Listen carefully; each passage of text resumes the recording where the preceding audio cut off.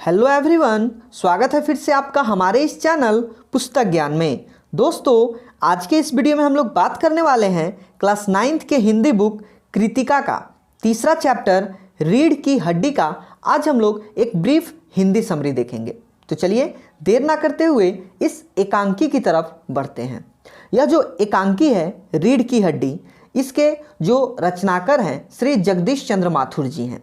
यह एकांकी लड़की के विवाह की एक सामाजिक समस्या पर आधारित है। इस एकांकी में कुल 6 पात्र हैं।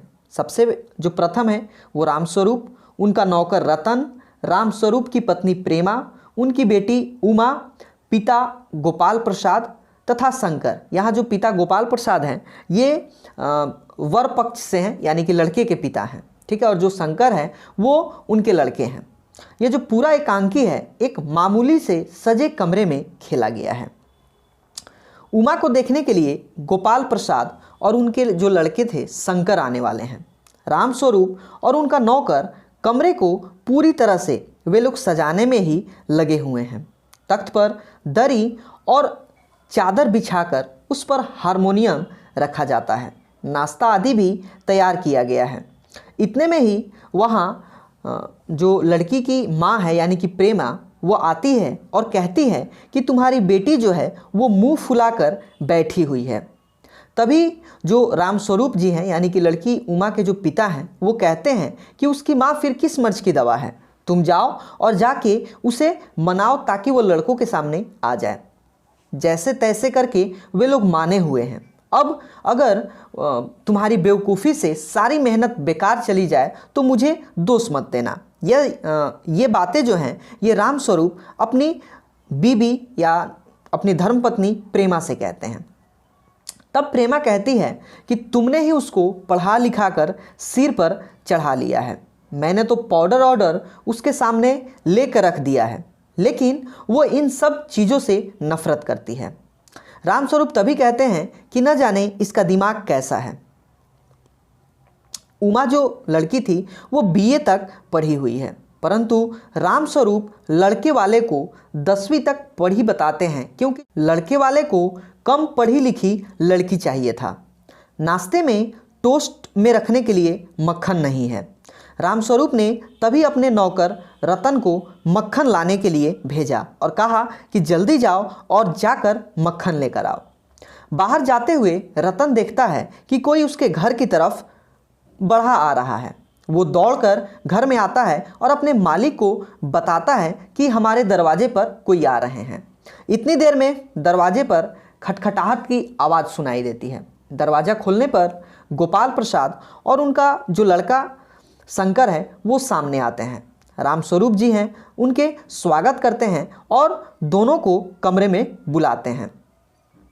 सभी लोग बैठकर जो रामस्वरूप थे और लड़के के जो पिताजी थे जिनका नाम था गोपाल प्रसाद, ये दोनों अपने ज़माने के बातें करना शुरू करते हैं।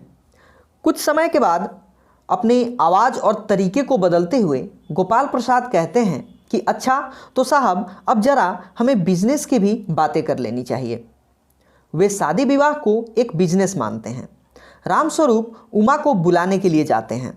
तभी पीछे से गोपाल प्रसाद और उनके बेटे शंकर ये लोग आपस में बातचीत करते हैं और गोपाल प्रसाद जो हैं वो कहते हैं कि आदमी तो भला लगता है, मकान वकान से हैसियत जो है इनकी बुरी नहीं लगती है, पर यह तो पता चले कि लड़की कैसी है। कुछ समय के बाद फिर से जब रामस्वरूप जो हैं वहाँ पे आते हैं तो दोनों को नाश्ता कराते हैं और इधर उधर की बातें भी करते हैं। गोपाल प्रसाद लड़की की सुंदरता के बारे में पूछते हैं तो रामस्वरूप जी हैं वो कहते हैं कि लड़की जब आएगी तो आप खुद देख लीजिएगा कि उसकी सुंदरता कैसी है। बातचीत के साथ ही गोपाल प्रसाद लड़की की पढ़ाई लिखाई के बारे में भी पूछते हैं। वे कहते हैं कि हमें तो मैट्रिक पास बहू ही चाहिए, क्योंकि हमें उससे नौकरी जो है वो नहीं करानी है। उमा को बुलाने पर वो सिर झुकाए तथा हाथ में पान की तस्तरी लिए आती है। उमा के लगे चश्मे को देखकर गोपाल प्रसाद और जो शंकर हैं ये दोनों एक साथ बोल उठते हैं, चश्मा। रामस्वरूप जी हैं जो हैं वो चश्मा लगाने की वजह को स्पष्ट कर देते हैं। दोनों उनकी बातों से संतुष्ट होते हैं। कुछ समय के बाद गोपाल प्रसाद उमा की चाल, चेहरे की छवि देखते हुए गाने बजाने के बारे में भी पूछ लेते हैं। सितार उठाकर उमा जो है वो गीत सुनाती है। तभी अचानक उसकी जो नज़र है वो उस जो लड़का था शंकर है उस पर पड़ती है, तो वो उसे पहचान कर गाना बजाना बंद कर देती है। फिर उमा से उसकी पेंटिंग, सिलाई के बारे में ये सभी बातें पूछी जाती हैं। इसका रामस्वरूप जी जवाब दे देते हैं कि ये सिलाई और बुनाई में तथा पेंटिंग में ये बहुत ही अच्छी है। तब गोपाल प्रसाद उमा से कुछ इनाम विनाम जीतने के बारे में पूछते हैं और इस बार वो कहते हैं कि इस सवाल का जो उत्तर है उमा को ही देने दें। रामस्वरूप भी उमा से ही जवाब देने के लिए कहते हैं और मजबूत आवाज़ में उमा जो है वो कहती है कि मैं क्या जवाब दूँ बाबूजी, जब कुर्सी मेज़ बेची जाती है तब कुर्सी और मेज़ से कुछ भी नहीं पूछा जाता। जो दुकानदार है वो सिर्फ सामान दिखा देता है और सामान दिखाने के बाद जो खरीदार है अगर उसे पसंद आ गया तो ठीक है, वरना। इतना बात सुनकर रामस्वरूप जी क्रोधित होकर उसे डांटते हैं।